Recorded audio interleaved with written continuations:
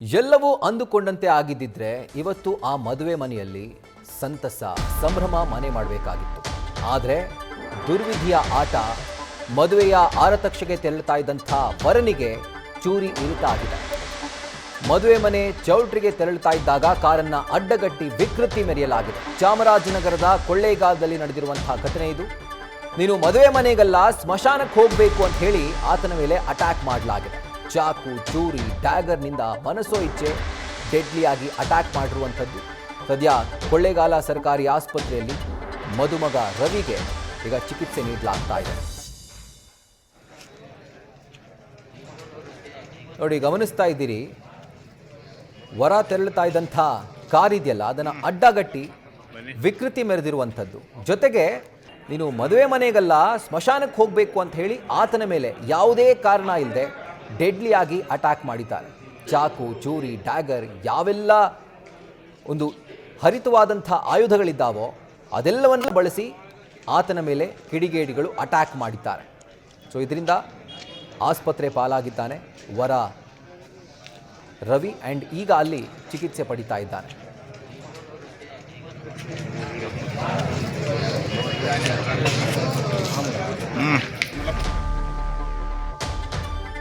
ಆಗಲೇ ಹೇಳಿದ ಹಾಗೆ ಎಲ್ಲವೂ ಅಂದುಕೊಂಡಂತೆ ಆಗಿದ್ದಿದ್ರೆ ಕೊಳ್ಳೇಗಾಲದಲ್ಲಿ ಆರತಕ್ಷತೆ ಕಾರ್ಯಕ್ರಮ ಈಗ ನಡೀತಾ ಇದೆ. ಆದರೆ ವರ ರವೀಶ್ ಬೆನ್ನು ಬಿದ್ದಂಥ ದುಷ್ಕರ್ಮಿಗಳು ಆತನಿಗೆ ಚೂರಿ ಹಿಡಿದಿದ್ದಾರೆ. ಕೊಳ್ಳೇಗಾಲದ ವೆಂಕಟೇಶ್ವರ ಮಹಲ್ನಲ್ಲಿ ಒಂದು ರಿಸೆಪ್ಷನ್ ಕಾರ್ಯಕ್ರಮ ಇತ್ತು. ಕುಣಗಳ್ಳಿ ಗ್ರಾಮದಿಂದ ಕಾರ್ನಲ್ಲಿ ಬರುವಾಗ ಈತನ ಕಾರನ್ನು ಅಡ್ಡಗಟ್ಟಿ ಡೆಡ್ಲಿಯಾಗಿ ಅಟ್ಯಾಕ್ ಮಾಡಲಾಗಿದೆ. ರವಿ ಎಡಗೈಗೆ ಚಾಕು ತಾಕಿದೆ ಆ್ಯಂಡ್ ಪ್ರಾಣಾಪಾಯದಿಂದ ಅವರು ಪಾರಾಗಿದ್ದಾರೆ. ಆ್ಯಂಡ್ ಅಪರಿಚಿತ ದುಷ್ಕರ್ಮಿಗಳು ಚೂರಿ ಇರಿದು ಎಸ್ಕೇಪ್ ಆಗಿದ್ದಾರೆ.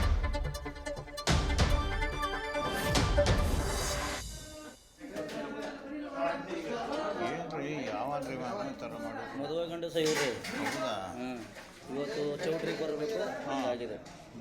ರಿಸೆಪ್ಷನ್ ಕಾರ್ಯಕ್ರಮದಲ್ಲಿ ಒಳ್ಳೊಳ್ಳೆ ಬಟ್ಟೆಗಳನ್ನ ಹಾಕೊಂಡು ಸ್ಟೇಜ್ ಮೇಲೆ ನಿಂತ್ಕೊಂಡು ಬಂದಂಥ ಗೆಸ್ಟ್ಗಳನ್ನ ಮಾತಾಡಿಸಿ ಅವ್ರನ್ನ ಸತ್ಕರಿಸಿ ಕಳಿಸ್ಬೇಕಾಗಿದ್ದಂಥ ವರ ರವಿ ಈಗ ಆಸ್ಪತ್ರೆಯ ಬೆಡ್ ಮೇಲೆ ನರಳಾಡ್ತಾ ಇದ್ದಾನೆ. ಕಾರಣ ಏನು? ಈತ ಆ ಚೌಲ್ಟ್ರಿಗೆ ಬರುವಂತಹ ಸಂದರ್ಭದಲ್ಲಿ ಈತ ತೆರಳುತ್ತಾ ಇದ್ದಂತಹ ಕಾರ್, ಈಗೇನು ಗಮನಿಸ್ತಾ ಇದ್ದೀರಿ, ಆ ಕಾರನ್ನು ಅಡ್ಡಗಟ್ಟಿ ಈತನ ಮೇಲೆ ದುಷ್ಕರ್ಮಿಗಳು ಮನಸೋ ಇಚ್ಛೆ ಹಲ್ಲೆ ಮಾಡಿದ್ದಾರೆ. ಚಾಕು, ಚೂರಿ, ಡ್ಯಾಗರ್ ಎಲ್ಲವನ್ನ ಬಳಸಿ ಈತನ ಮೇಲೆ ಮಾರಣಾಂತಿಕವಾಗಿ ಹಲ್ಲೆ ಮಾಡಿದ್ದಾರೆ. ಆ್ಯಂಡ್ ಆತನ ಎಡಗೈಗೆ ಈ ಚಾಕು ತಾಗಿದ್ರಿಂದ ಆತ ಸ್ವಲ್ಪದ್ರಲ್ಲೇ ಪ್ರಾಣಾಪಾಯದಿಂದ ಪಾರಾಗಿದ್ದಾನೆ. ಈಗ ಸದ್ಯಕ್ಕೆ ಈತನನ್ನು ಆಸ್ಪತ್ರೆಗೆ ದಾಖಲಿಸಿ ಸರ್ಕಾರಿ ಆಸ್ಪತ್ರೆಯಲ್ಲಿ ಈತನಿಗೆ ಚಿಕಿತ್ಸೆ ಮುಂದುವರೆದಿದೆ.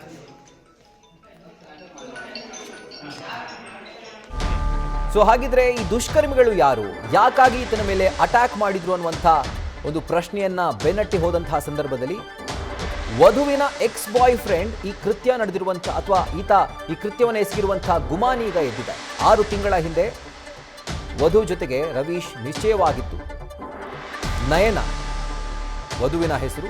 ಈಕೆಯ ಮಾಜಿ ಪ್ರಿಯತಮ ಅಟ್ಯಾಕ್ ಮಾಡಿರುವಂತಹ ಶಂಕೆ ಈಗ ಪೊಲೀಸರು ವ್ಯಕ್ತಪಡಿಸಿದ್ದಾರೆ. ಜೊತೆಗೆ ಕುಟುಂಬಸ್ಥರು ಕೂಡ ಅದೇ ಒಂದು ಶಂಕೆಯನ್ನು ವ್ಯಕ್ತಪಡಿಸಿದ್ದಾರೆ.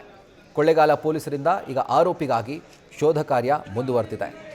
ವಧುವಿನ ಎಕ್ಸ್ ಬಾಯ್ ಫ್ರೆಂಡ್ ಈ ರೀತಿಯಾಗಿ ಕಾರನ್ನು ಅಡ್ಡಗಟ್ಟಿ ಮದುವೆಯ ದಿನಾನೇ ಈ ರೀತಿಯಾಗಿ ಅಟ್ಯಾಕ್ ಮಾಡಿರಬಹುದು ಅನ್ನುವಂಥ ಒಂದು ಶಂಕೆಯನ್ನು ವಧುವಿನ ಜೊತೆಗೆ ವರನ ಕುಟುಂಬಸ್ಥರು ಕೂಡ ವ್ಯಕ್ತಪಡಿಸ್ತಾ ಇರುವಂಥದ್ದು. ಜೊತೆಗೆ ಆತನೇ ಈ ಒಂದು ಕೃತ್ಯ ಎಸಗಿದ್ದಾನೆ ಅನ್ನುವಂಥ ಒಂದು ಬಲವಾದ ಶಂಕೆಯನ್ನು ಕೂಡ ಪೊಲೀಸರ ಮುಂದೆ ಅವರು ವ್ಯಕ್ತಪಡಿಸಿದ್ದಾರೆ.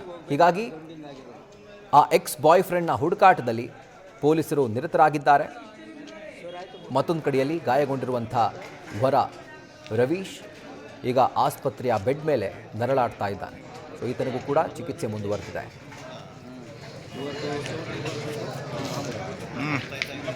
ಬನ್ನಿ.